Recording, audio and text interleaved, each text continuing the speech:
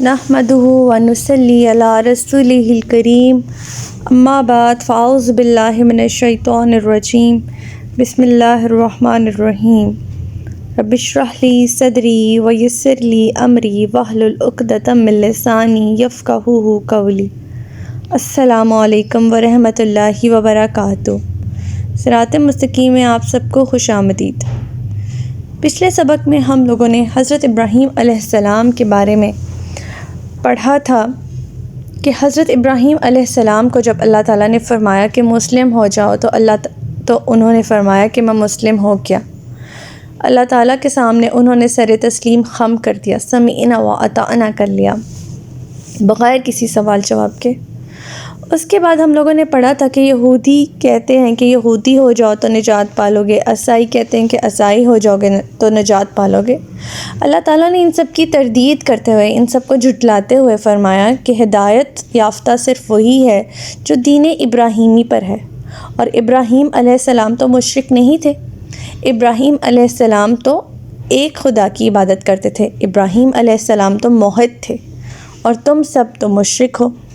یہودی جو ہیں وہ حضرت عزیر علیہ السلام کو اللہ تعالیٰ کا بیٹا مانتے، عیسائی جو ہیں وہ حضرت عیسیٰ علیہ السلام کو اللہ تعالیٰ کا بیٹا مانتے، اور مشرک تو ہے ہی مشرک، وہ تو ہے ہی کافر، وہ تو اتنے زیادہ بتوں کی پوجا کرتے ہیں۔ تو ہدایت یافتہ کون ہے، کس کو ہدایت ملے گی؟ صرف اسی کو کہ جو دین ابراہیمی پر ہوگا۔ ہماری آج کی آیت نمبر 136 سے لے کر آیت نمبر 140 تک ہے، تو آئیے شروع کرتے ہیں۔ بسم اللہ الرحمن الرحیم۔ قولوا آمنا باللہ وما انزل الینا وما انزل الی ابراہیم واسماعیل واسحاق ویعقوب والاسباط وما اوتی موسیٰ وعیسیٰ وما اوتی النبیون من ربهم لا نفرق بین احد منہم ونحن لہ مسلمون۔ مسلمانوں، تم اہل کتاب سے یوں کہو کہ ہم اللہ پر ایمان لائے، اور اس پر جو ہم پہ اتارا گیا ہے، اور اس پر بھی جو حضرت ابراہیم، اسماعیل، اسحاق، یعقوب اور ان کی اولاد پر اتارا گیا تھا، اور اس وحی اور ہدایت پر بھی جو موسیٰ علیہ السلام اور عیسیٰ علیہ السلام اور دوسرے انبیاء کو ان کے پروردگار کی طرف سے دی گئی تھی۔ ہم ان انبیاء میں سے کسی میں تفریق نہیں کرتے، اور ہم تو اسی ایک اللہ کے فرمانبردار ہیں۔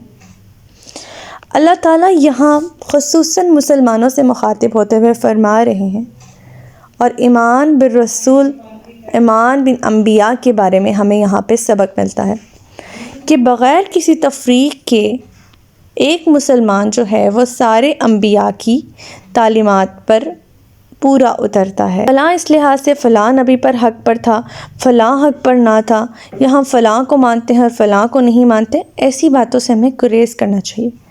یہاں اللہ تعالیٰ خود فرما رہے ہیں سب انبیاء علیہ السلام ایک ہی صداقت اور ایک ہی راہ راست کی طرف بلاتے رہے ہیں، اور وہ راستہ کون سا ہے؟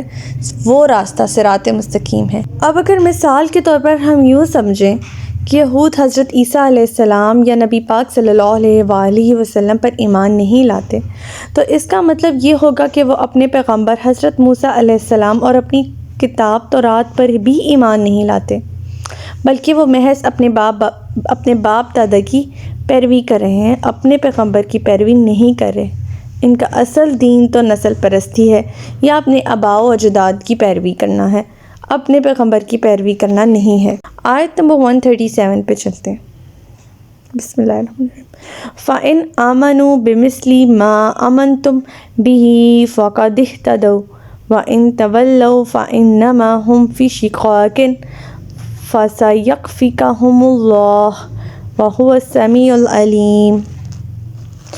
اگر یہ اہل کتاب ایسے ہی ایمان لائیں جیسے تم لائے ہو تو وہ بھی ہدایت پالیں گے، اور اگر اس سے منہ پھیریں تو وہ ہٹ درمی پر اتر آئے ہیں، لہٰذا اللہ ان کے مقابلے میں آپ کو کافی ہے، اور وہ ہر ایک کی سنتا ہے اور جانتا ہے۔ یہاں اللہ تعالیٰ نبی پاک صلی اللہ علیہ وآلہ وسلم سے مخاطب ہوتے ہوئے فرماتے ہیں کہ یہ اہل کتاب کا حق اور ہٹ درمی آپ کا کچھ نہیں بگاڑ سکتی، اللہ انہیں سزا دینے کو کافی ہے۔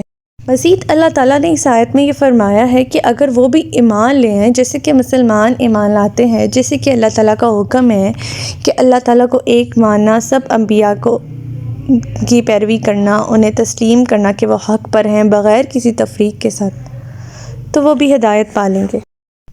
آیت نمبر 138، صبغۃ اللہ ومن احسن من اللہ صبغۃ ونحن لہ عابدون۔ نیز ان سے کہہ دو کہ ہم نے اللہ کا رنگ قبول کر لیا ہے، اور اللہ کے رنگ سے بہتر کس کا رنگ ہو سکتا ہے، ہم تو اسی کی عبادت کرتے ہیں۔ جب کوئی شخص یہودی مذہب میں داخل ہوتا تھا تو وہ اسے غسل دیتے تھے اور کہتے تھے کہ اس کے سب سابقہ گناہ دھل گئے ہیں، اور عیسائی اس غسل کے پانی میں زرد رنگ بھی ملا لیتے ہیں، اور یہ غسل صرف مذہب میں نئے داخل ہونے والوں کو ہی نہیں بلکہ پیدا ہونے والے نئے بچوں کو بھی دیا جاتا ہے۔ اللہ تعالیٰ نے فرمایا کہ ان رسمی رنگوں میں کیا رکھا ہے، رنگ تو صرف اللہ کا ہے اور اس کی بندگی سے چڑھتا ہے، اور اہل کتاب سے کہہ دو کہ ہم اللہ کی بندگی کرتے ہیں اور اسی کا رنگ اختیار کرتے ہیں۔ آیت نمبر 139، قُلْ أَتُحَاجُّونَنَا فِي اللَّهِ وَهُوَ رَبُّنَا وَرَبُّكُمْ وَلَنَا أَعْمَالُنَا وَلَكُمْ أَعْمَالُكُمْ وَنَحْنُ لَهُ مُخْلِصُونَ۔ آپ ان سے کہیے، کیا تم لوگ ہم سے اللہ کے بارے میں جھگڑا کرتے ہو، بلکہ وہی ہمارا بھی پروردگار ہے اور تمہارا بھی، ہمارے اعمال ہمارے لیے ہیں اور تمہارے اعمال تمہارے لیے، اور ہم خالصتاً اسی کی بندگی کرتے ہیں۔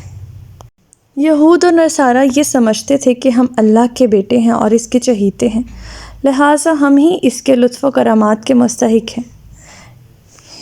ان کی اس خوش فہمی کو دور کرتے ہوئے اللہ تعالیٰ اس آیت میں فرما رہے ہیں کہ آپ ان سے کہہ دیجئے کہ اللہ تمہارے جیسوں کا بھی پروردگار ہے اور ہمارے جیسوں کا بھی، اور وہ تو جس طرح کوئی عمل کرے گا اس کے مطابق ہی اس پر لطف و کرامات کرے گا۔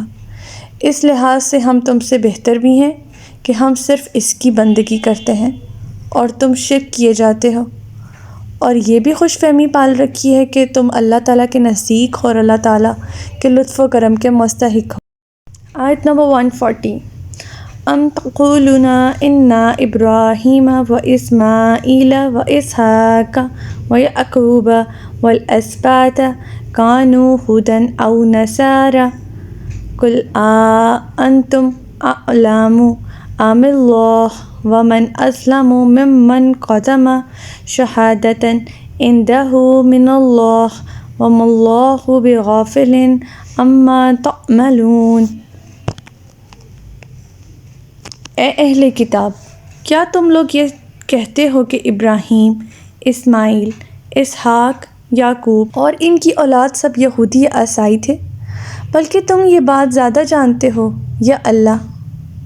اور اس شخص سے بڑھ کر ظالم کون ہو سکتا ہے جس کے پاس اللہ کی طرف سے شہادت موجود ہو، پھر وہ اسے چھپائے؟